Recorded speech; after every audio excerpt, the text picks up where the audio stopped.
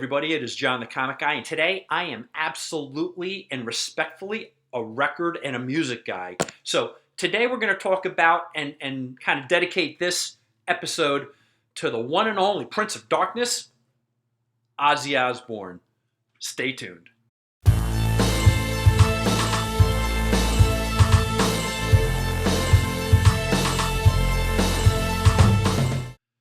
So really, my experience with Ozzy Osbourne dates back into the '70s when my buddy Pete, Peter Mazza, he had Black Sabbath, and by the way, may Pete rest in peace. He passed several years ago, but we were at North End School, and he brought a Black Sabbath record to school when we had a substitute teacher, and it's actually one of the records I do not own now. It's the Black Sabbath Sabotage album.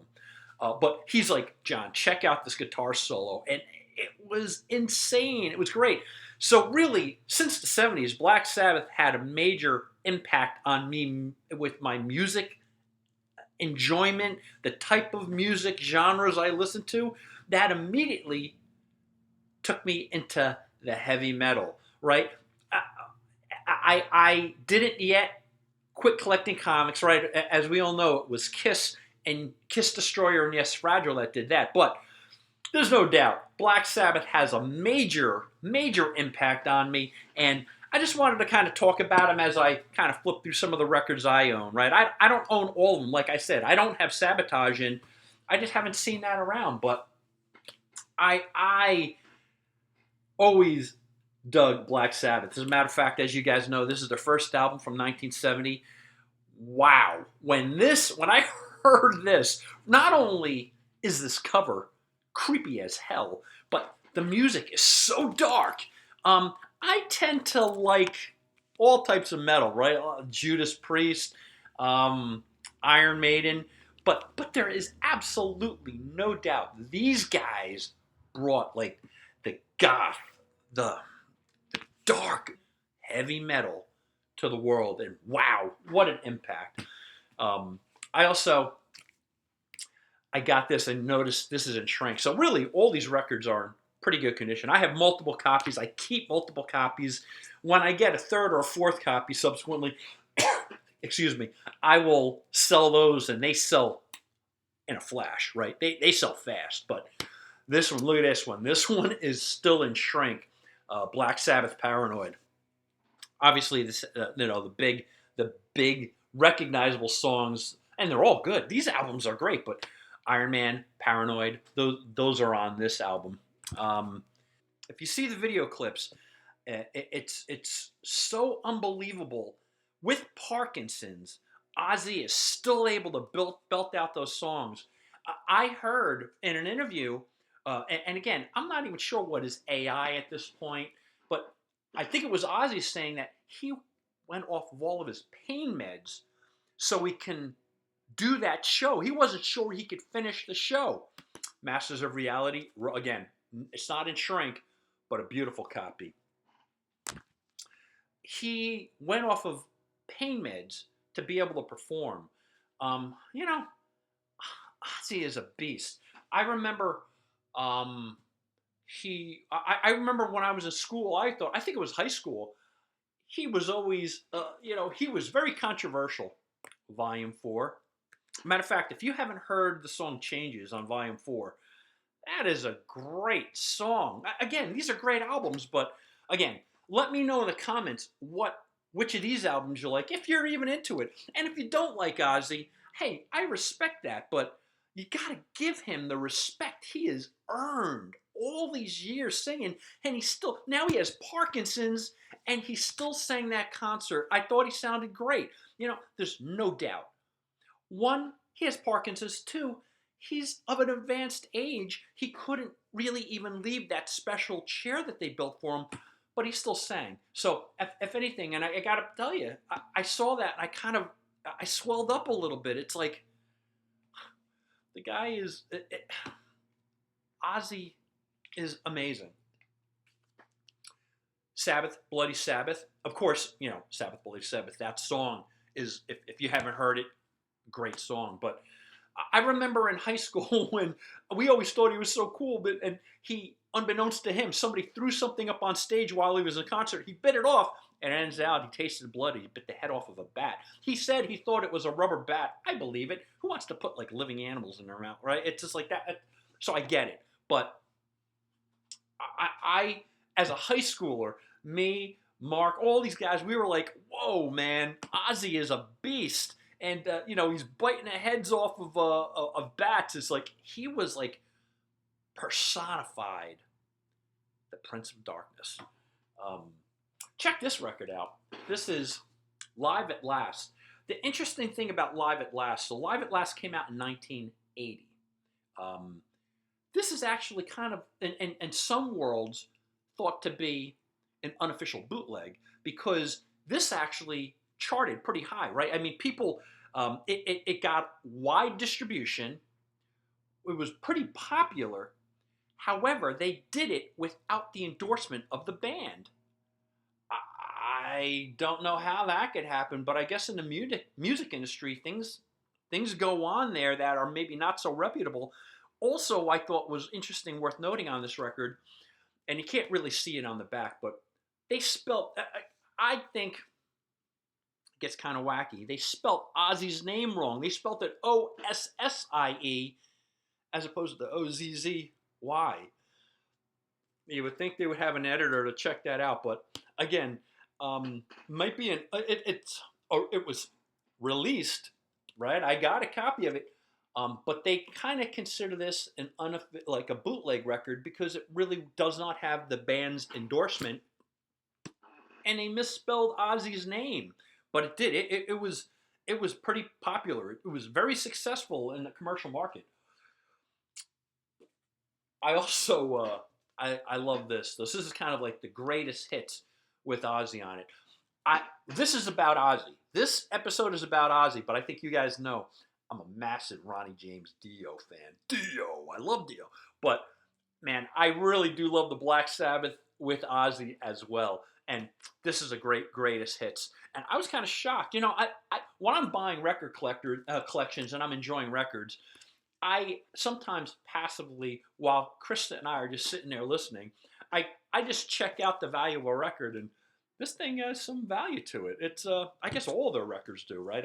If I called up some friends right now and said I'm selling my my doubles of my Black Sabbath records, or sometimes it's even triples, I guarantee you within a day they're sold, they're done. These are as good as cash, but it's great. So the last part of this video that I wanted to share.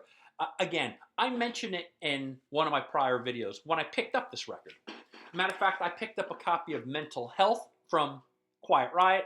I got this, again, in shrink. So check out the video here. This is when I actually do my reveal of picking these out, but I'm not going to play that video. I'm going to tell you the story now, but I think it was interesting, and again, I love Blizzard of Oz. With Randy Rhoads and Ozzy, when I first heard Crazy Train, that was almost a life-changing event for me. I again, as you could tell, I love Black Sabbath, right? I love the Black Sabbath with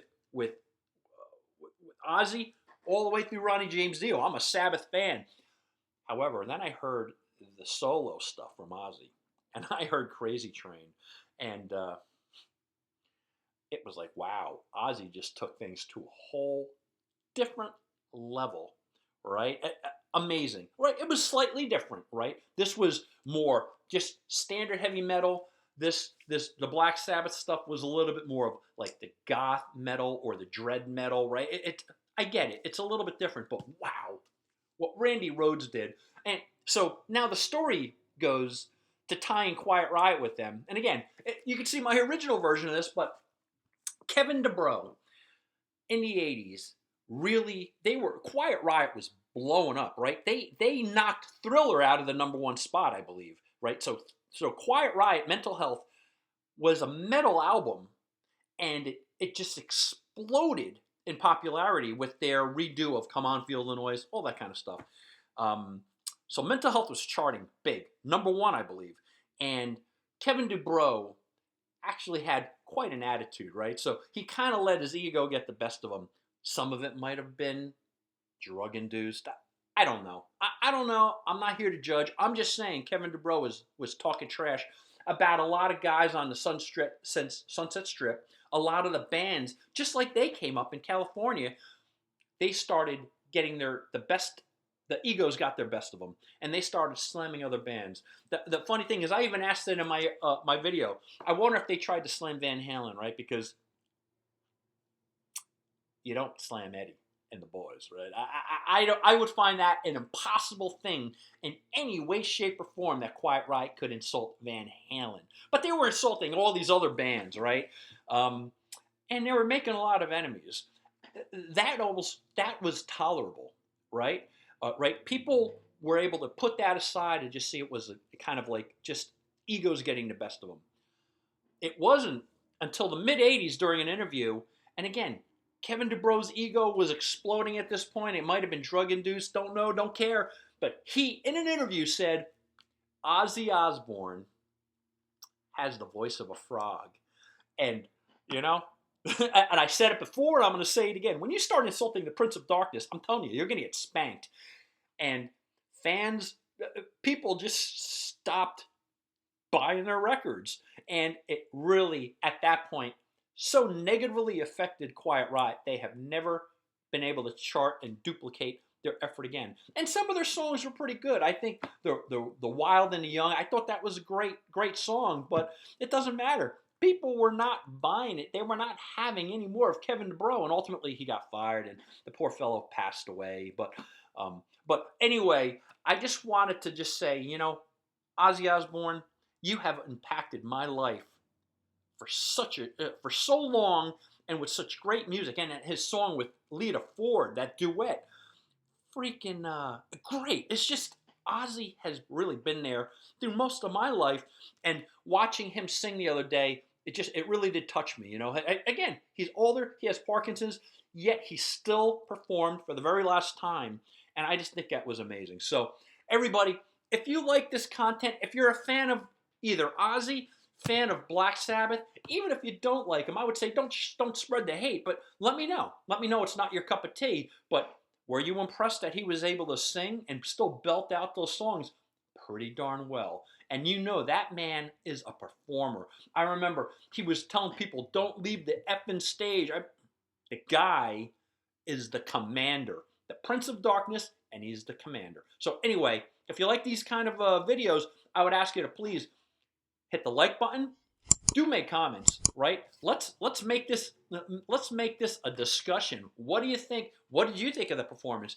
Did it kind of choke you up a little bit? Again, it choked me up because I can imagine what the guy's going through, and he's performing for the last time, and I got to tell you, it chokes me up a little just thinking of what kind of an emotional impact that's taken on him and his family. The guy is a great performer. Also, I would say share this. If you know people who are digging Ozzy and you want their opinion on it, share the video with them. And finally, I would ask you, please, my friends, my family, hit the subscribe button, would you? Everybody, thank you so much. Ozzy, long live Ozzy. Thank you for the decades, for the majority of my life, for performing and sharing your art form with me. You humble me. You're a rock star, obviously, and Ozzy, I will always remember you as the true Prince of Darkness and a great performer.